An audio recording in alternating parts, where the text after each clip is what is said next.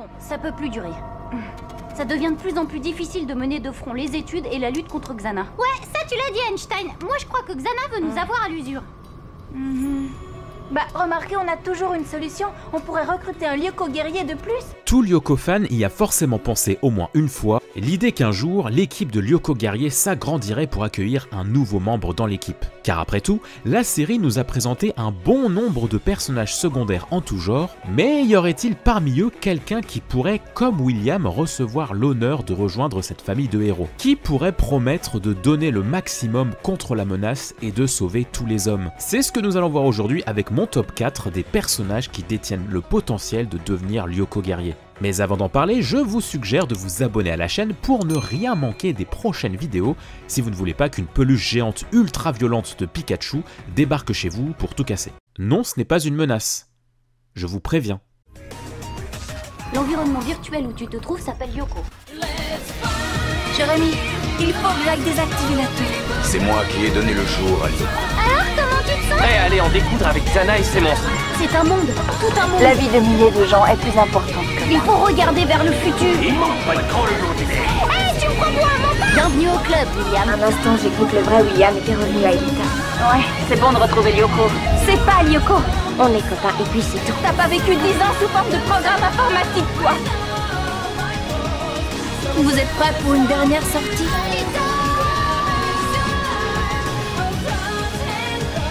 Mais je suis Frank Soper, bien sûr.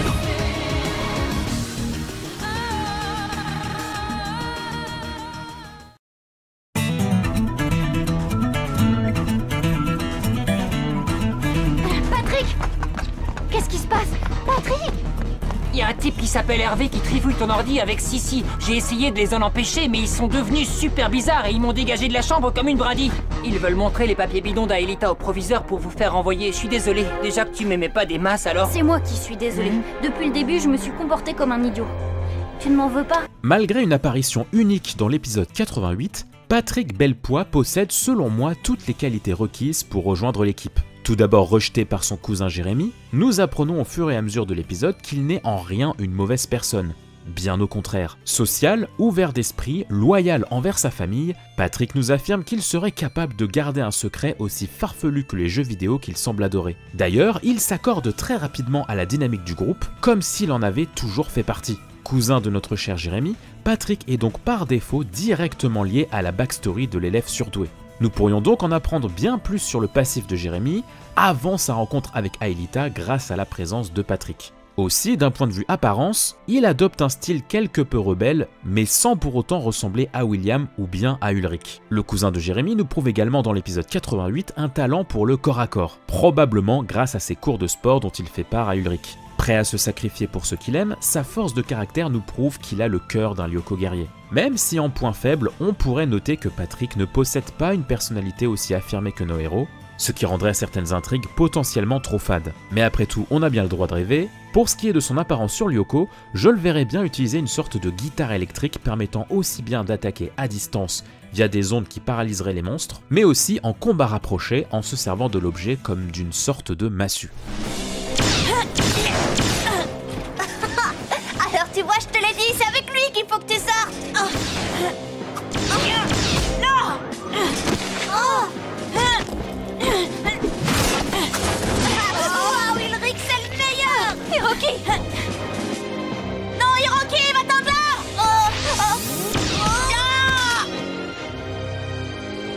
Ulrich.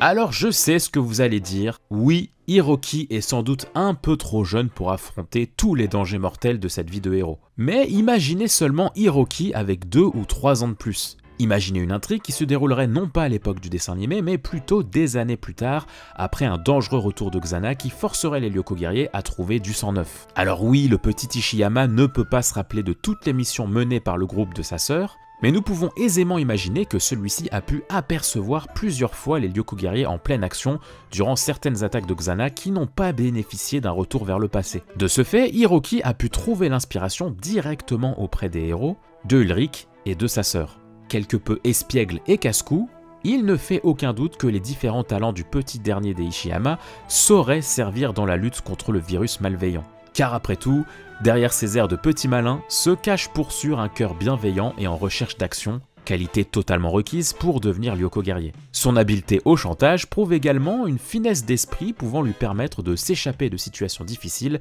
si le secret devait être mis en danger. Malgré tout, on ne peut ignorer les points faibles de ce personnage, à savoir que même si leur relation semble attendrissante et complice, la relation qui le lie à Yumi pourrait leur porter préjudice et plonger sa grande sœur dans de terribles inquiétudes pouvant alors saboter leurs différentes missions.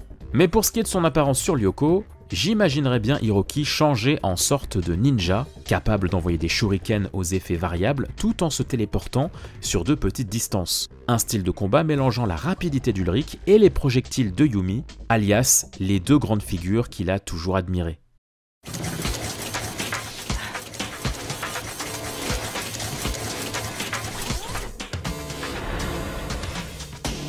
Regardez. Défie pas, Aelita. Il a raison. La Marabunta a disparu, mais Xana est là et c'est notre pire ennemi. Je ne l'oublie pas, Jérémy. Là aussi, imaginons une ellipse de plusieurs années. Une période durant laquelle les Lyoko guerriers feraient face à un tout nouvel adversaire, non pas à un virus malveillant, mais plutôt à une organisation humaine prête à tout pour prendre le contrôle du monde numérique. Plusieurs cerveaux humains perfides et sans scrupules qui se prendraient pour des sortes de dieux. Et comme dit le proverbe, les ennemis d'hier sont les amis de demain. Bref, vous l'aurez compris, l'idée serait de former une alliance entre les Lyoko guerriers et un Xana quelque peu reprogrammé pour lui retirer son côté le plus malveillant. Et être aidé par une intelligence artificielle, ça peut avoir du bon lorsqu'on est en guerre. Grâce à ses précédents combats contre les Lyoko guerriers, Xana a pu élargir sa banque de données, apprendre du comportement humain et réfléchir par lui-même de ce qu'il y avait de plus efficace comme plan d'attaque. De plus, le virus malveillant nous a prouvé à plusieurs reprises qu'il n'hésite pas à modifier ses plans d'attaque pour un meilleur résultat, comme par exemple dans l'épisode Corps Céleste ou bien dans Marabunta. Bien sûr, une telle alliance comporterait des risques, mais on ne peut pas nier qu'une force de frappe aussi étendue serait la bienvenue si un futur adversaire trop grand se présentait face à nos héros. Surveillance en temps réel, hacking de programmes, contrôle de dispositifs et création d'êtres virtuels, les Lyoko guerriers auraient à leur côté un véritable dieu en pleine phase de rédemption imposé par la reprogrammation de Jérémy. Le point faible de ce Lyoko guerrier résiderait bien sûr non seulement dans la confiance accordée à une trop grande puissance qui a déjà fait tant souffrir nos héros, mais également dans le risque de faire tourner la tête à celui ou celle qui le contrôlerait, et ainsi reproduire le drame qui s'est abattu sur Franz Hopper.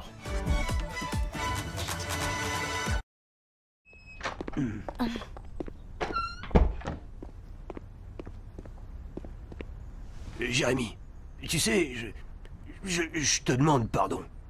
Mais j'étais tellement sûr que vous tramiez quelque chose. Je me suis peut-être un peu trop énervé. Je l'ai sans doute mérité, ce renvoi. Faut croire que je suis devenu dingue à force de voir des trucs bizarres un peu partout. Bah, allez. Vous me manquerez quand même. Attendez, monsieur. En vrai, vous n'êtes pas dingue. Mes amis et moi, c'est vrai, on a un secret. Un secret, tu dis? Allez, raconte. Personnage unique et fort sur de nombreux aspects, Jim Morales est sans nul doute le personnage qui mériterait le plus de rejoindre les Lyoko guerriers. Car après tout, il l'a déjà été. Il n'a même pas fallu une saison entière pour que Jérémy et ses amis offrent leur confiance à leur professeur préféré. Malgré son attitude un peu bourrue, Jim est en réalité un homme au grand cœur qui n'hésite pas à risquer sa vie pour les plus faibles. Et son manque de délicatesse ou de réflexion ne l'empêche pas de profondément s'inquiéter pour ses élèves. De plus, grâce à son passif des plus variés et à son activité professionnelle, Monsieur Morales est sans l'ombre d'un doute capable de se confronter à des situations prenantes et risquées. Il serait aussi très touchant de contempler les interactions entre lui et les Lyoko guerriers comme un père protégeant ses enfants contre vents et marées. Il pourrait même user de son statut d'adulte pour permettre aux héros de s'infiltrer plus facilement dans certains lieux, mais le point faible de Jim serait amené par son activité professionnelle qui l'obligerait à rester fidèle à son poste à de bien trop nombreuses reprises. D'un point de vue narration réaliste, un adulte ne peut pas passer la majorité de son temps au sein d'un groupe d'adolescents, quand bien même il partagerait un secret commun. Et quant à son apparence sur Lyoko, je l'imaginerais bien revêtir une sorte de costume de héros de l'ombre, avec comme arme principale des poings américains, un style de combat rapproché risqué, mais terriblement puissant. Et maintenant à vous de jouer, n'hésitez pas, balancez-moi dans les commentaires les personnages qui selon vous pourraient devenir des Lyoko guerriers. Et en bonus, n'hésitez pas à me dire comment vous imagineriez Xana dans une forme récurrente sur Lyoko. N'hésitez pas à mettre un petit pouce en l'air pour soutenir la chaîne, et quant à moi je vous donne rendez-vous le vendredi 28 novembre à 21 h pour un nouveau stream entièrement dédié à Code Lyoko. Notez bien la date, je vous y attends nombreux. Prenez soin de vous les Lyoko fans, et à très vite.